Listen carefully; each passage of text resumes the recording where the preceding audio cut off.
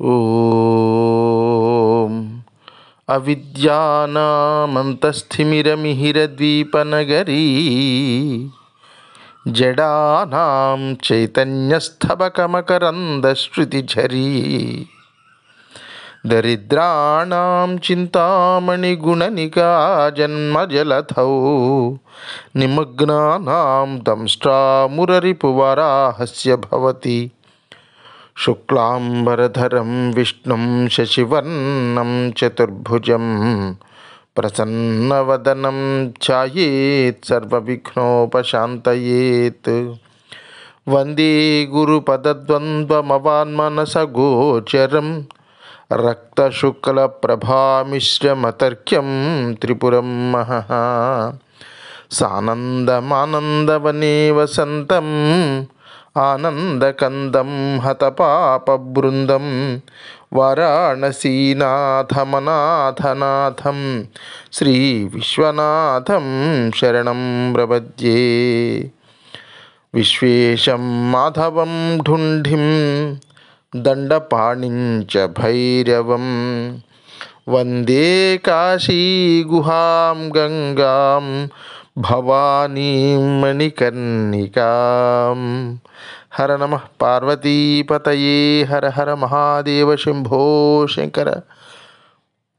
శివశర్మ ఉజ్జయిని క్షేత్రంలో 15 రోజుల పాటు గడిపిన తర్వాత అక్కడ నుంచి కాంచీపురానికి వెళ్ళాడు.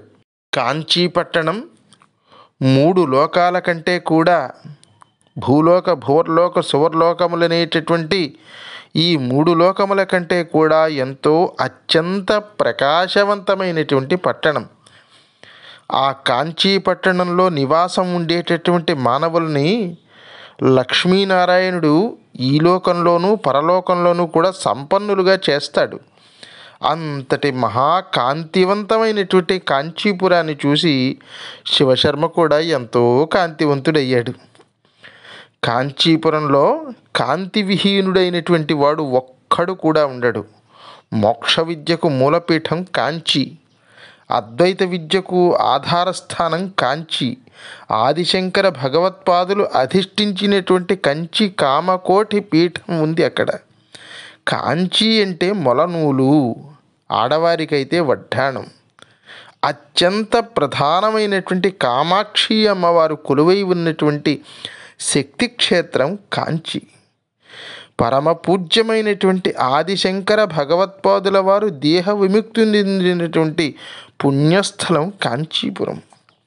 కాంచీలో ఉన్నటువంటి ఏకాంబరేశ్వర స్వామి వారి యొక్క దేవాలయం పంచభూత క్షేత్రములలో ఒకటి. ఏకాంబర అంటే ఏక అమ్ర అంబర. అమ్ర అంటే మామిడి, అంబర అంటే వస్త్రం అని కూడా అర్థం వస్తుంది. అంబరం అంటే ఆకాశం అని కూడా అర్థం వస్తుంది. కానీ ఇక్కడ ఏక అమ్ర అంబర అంటే ఆ ఏకాంబరేశ్వర స్వామి ఏకాంబరేశ్వర స్వామిగా పిలువబడుతూ ఉంటాడు కాలక్రమంలో. ఆయన నిజానికి ఏక అమ్ర అంబర ఏకాంబరేశ్వర స్వామి, ఆయనే ఏకాంబరేశ్వర స్వామి అయిపోయాడు. సరే, ఈ ఏకాంబరేశ్వర స్వామి అంటే అక్కడ ఒక్క మామిడి చెట్టు కింద వెలిసినటువంటి స్వామి ఆయన. ఎప్పుడైనా కంచి వెళ్ళినప్పుడు ఈ ఆలయ ప్రవేశ ద్వారానికి ఎడమవైపుకి ఒకసారి చూస్తే ఈ ఆలయ పురాణ గాథని మనం చూడవచ్చు. అక్కడ చక్కగా బొమ్మల రూపంలో చిత్రించారు. ఈ ఆలయానికి 4 వైపులా 57 మీటర్ల ఎత్తులో 4 గాలిగోపురాలు ఉంటాయి.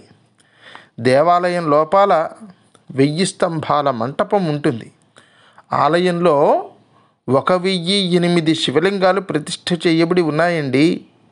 ఇక్కడ ఒక విచిత్రమైనటువంటి మామిడి చెట్టు ఒకటి ఉండేది ఒకప్పుడు, ఇప్పుడు లేదు. ఆ మామిడి చెట్టే ఏక అమ్రా.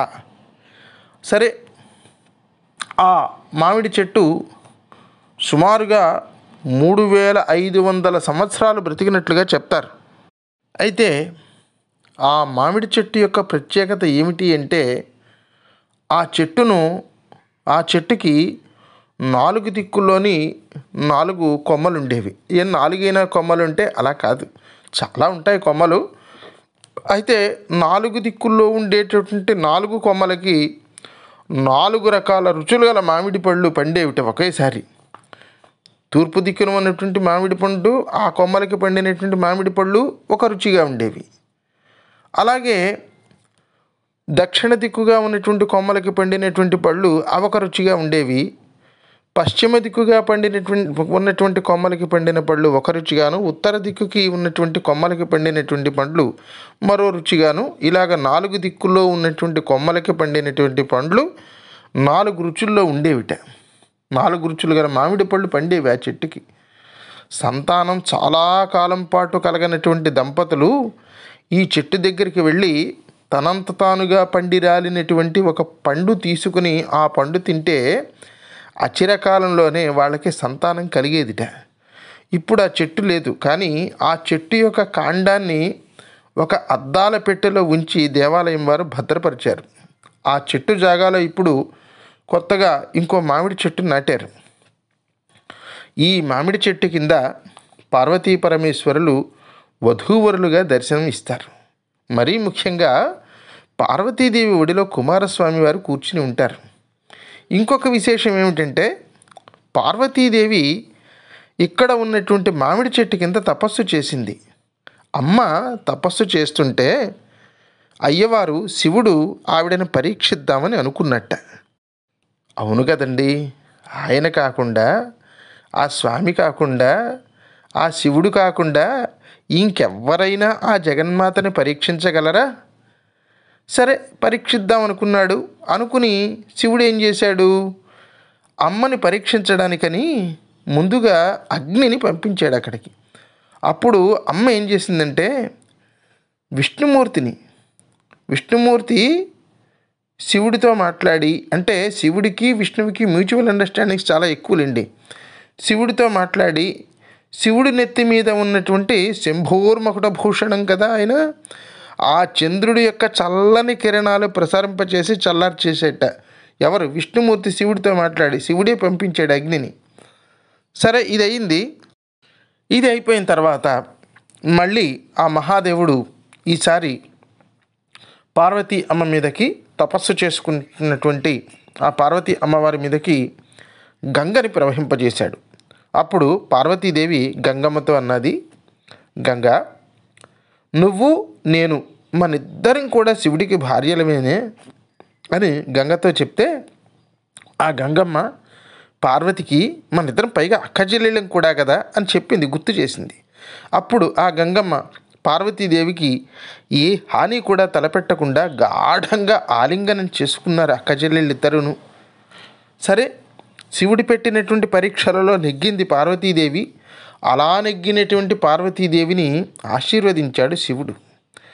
ఆవిడ అప్పుడు, మహానుభావ, నన్ను మీరు ఇలా పరీక్షించడం ఏమన్నా తగునా అంటే, లేదే, అప్పుడప్పుడు ఇలాంటివి చేస్తూ ఉంటేనే బాగుంటుందే, ఇప్పుడు చూడు నీ మనస్సు ఎంత హాయిగా ఉందో అని అనేసరికి ఆవిడ కూడా ఒక్కసారి పులకించిపోయి పరమశివుడిని చూసి ఆయన్ని గాఢంగా ఆలింగనం చేసేసుకుంటే ఆవిడ ఆలింగన స్పర్శతో పులకించిపోయాడు మహాదేవుడు. అసలు ఒకరినొకరి వాళ్ళకి ఏంటి, వాగర్ధ వివసంపృక్తం వాగర్ధ ప్రతిపత్తయే జగతః పితరం వందే పార్వతీ పరమేశ్వరం కదా. వాక్కు అర్థం ఎలాగైతే విడివిడిగా ఉండవో, వాక్కు అర్థం లేనటువంటి వాక్కు ఉండదు. వాక్కు ఉన్నదంటే అర్థం ఉంటుంది. మాట, అర్థం ఈ రెండు విడివిడిగా ఉండవు. వాగర్ధ వివసంపృక్తం, వాటిని ఎవ్వరూ కూడా విడదయ్యలేరు. వాగర్ధ ప్రతిపత్తయే, అలాగే పార్వతీ పరమేశ్వరులు కూడా వాళ్ళు ఒక్కటే. ఆ ఇద్దరు, అందుకని అర్ధనారీశ్వరం, ఆయన సగంలో ఆవిడ, ఆవిడ సగంలో ఆయన. ఆ రకంగా వాళ్ళిద్దరూ కూడా ఒకరి యొక్క నిజానికి పార్వతీ అమ్మవారు వెళ్ళి గట్టిగా ఎప్పుడైతే ఆయన్ని కౌగలించేసుకుందో, గాఢంగా ఆలింగనం చేసేసుకుందో, ఆయన పులకించిపోయాడు. ఆయనని గాఢాలింగనం చేసుకున్నటువంటి అమ్మవారు కూడా పులకించిపోయారు.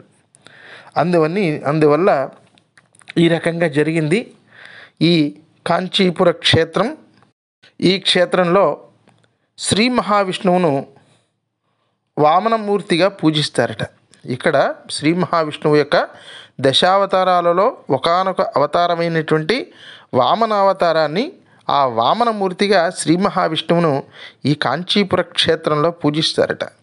ఇంకా కాంచీపురానికి సంబంధించినటువంటి మిగతా వివరాలు మనం రేపటి భాగంలో శ్రద్ధగా వినేటువంటి ప్రయత్నం చేద్దాం భక్త మహాశీలారా.